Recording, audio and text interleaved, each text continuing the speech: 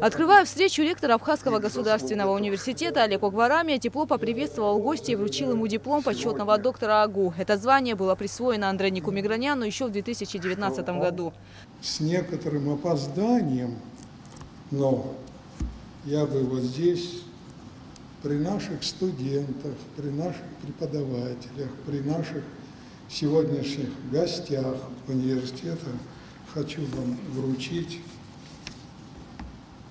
документ, о котором вы уже знаете, и даже делали отзывы на тему этого документа, как всегда, добрую, гуманную, открытую и так далее. Это есть диплом почетного доктора Абхазского государственного университета. Как отметил Олег Огварамия, Андроник Мигранян на протяжении многих лет является большим другом Абхазии. С 90-х годов политолог неоднократно заявлял о том, что он сторонник признания государственного суверенитета Абхазии. В 92-93 годах во время грузино-абхазской войны он не раз отстаивал на международной арене права абхазского народа. Андроник Мигранян – один из друзей Абхазии, благодаря которым у Грузии в начале 90-х была выиграна информационная война. Мы благодарны ему за его позицию. Мы благодарны ему за тот порыв, который его не оставляет.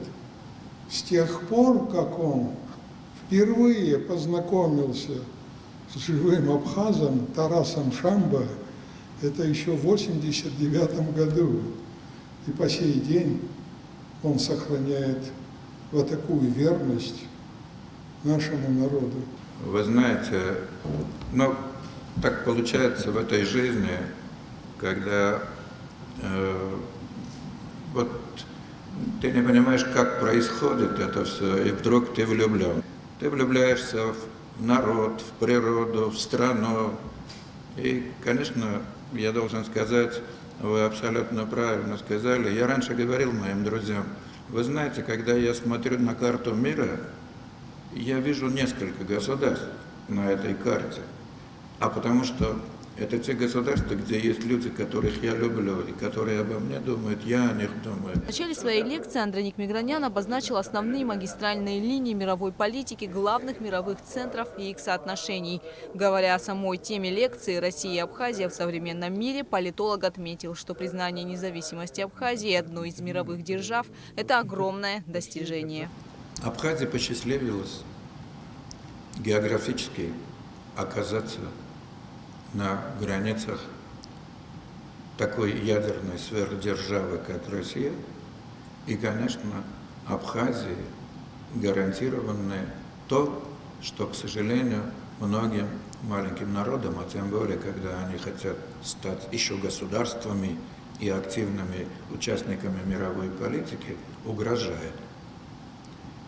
Теперь уже угроза физическому существованию этого народа, в общем-то, не стоит, она ликвидирована достаточно надежно, потому что действительно есть страна-гарант. После лекции у присутствующих была возможность задать политологу вопросы. Их оказалось очень много и все актуальные. Хотелось бы узнать ваше мнение. Как вы думаете, с чем связан тот факт, что некоторые пункты договора между Абхазией и Российской Федерацией не были осуществлены, а точнее договор о дружбе, сотрудничестве и стратегическом партнерстве.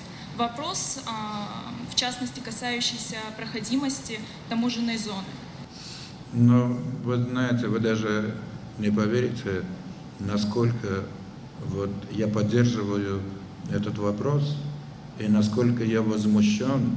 Вчера Алла Шульгина, из медиаклуба «Свидетельница», я сказал, это маразм, это полный маразм, это таможенная зона и пограничная зона.